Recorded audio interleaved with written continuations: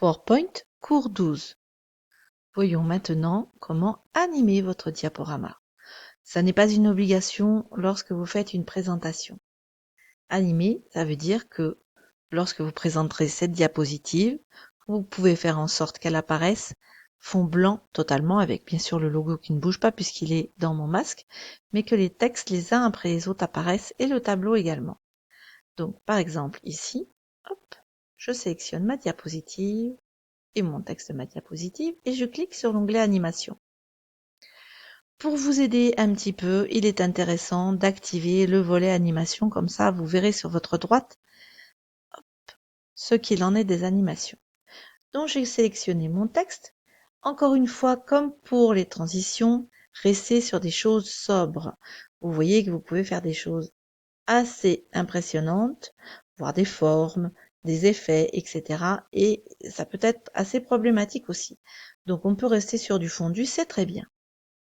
Je clique sur fondu, vous voyez mon texte arrive fondu progressivement. Je peux, comme tout à l'heure, augmenter son arrivée. Vous voyez qu'elle est arrivée ici fondue avec ma petite souris puisque je le fais au clic. Encore une fois, si je voulais automatiser, je pourrais mettre avec la précédente ou après la précédente. J'ai donc créé un effet pour celui-ci. Je vais maintenant sélectionner ce texte hop, et lui dire, lui, d'arriver. Donc vous voyez, c'est passé en numéro 2, toujours au clic, et je vais lui augmenter hop, à 1, et puis suite. Voilà. Pareil à 1 seconde. Toujours au clic. Ensuite, mon tableau, que j'envoie en fondu aussi. Hop. Allez, je fais un petit aperçu de ma diapo. Voilà, on est resté sur des choses très sobres. On peut choisir à tout moment de dire je veux mon texte numéro 2 avec mon texte numéro 1 et cliquer sur démarrer avec le précédent. Auquel cas, j'obtiendrai ceci. Voilà. Alors maintenant, amenons des choses un petit peu plus colorées. Je vais vouloir mettre on va rester sur on va faire un zoom, voilà. Et pour mon tableau, je vais choisir de l'agrandir. Ouf, il dépasse.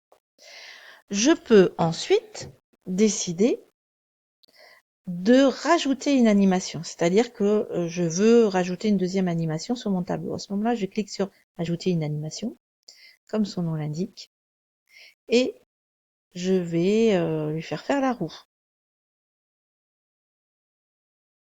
Hop. Donc, et je peux vouloir que cette roue se passe avant mon agrandissement.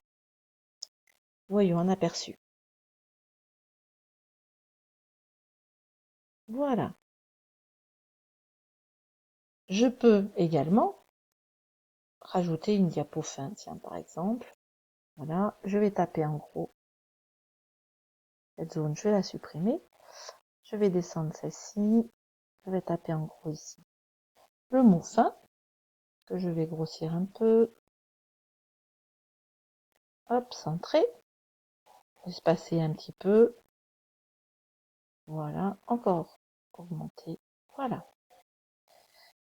Ce mot fin, je veux, dans mes animations, qu'il disparaisse à ce moment-là. Donc, je peux lui faire déjà une arrivée. On va faire flottant. Voilà. Hop. Il accompagne ce que je dis, donc je vais lui dire une vague après. Pardon. D'abord, je choisis flottant, pardon. C'est moi qui fais des bêtises. Hop. Flottant. Bien sûr, il faut ajouter une animation. Et là, je vais choisir la vague. Hop. Et enfin, je vais lui rajouter une dernière animation pour qu'il parte. Et Celle-ci, c'est quoi? Je vais faire rebondir. Voilà. Si je fais un aperçu,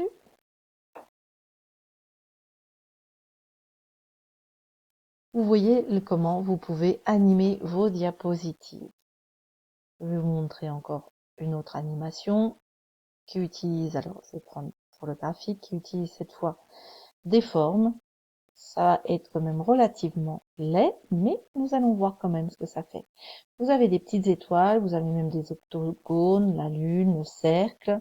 On avait même à un moment un cœur, je pense qu'il a dû disparaître. Et parce que c'était moins professionnel. Et on va lui faire faire, ici il est là le cœur d'ailleurs. On va lui faire faire une étoile à 6 branches. Et hop, allez. Donc on va augmenter un peu le temps, pardon. Voilà, mon étoile à 6 branches. Je vous laisse maintenant pratiquer et vous amuser avec les animations.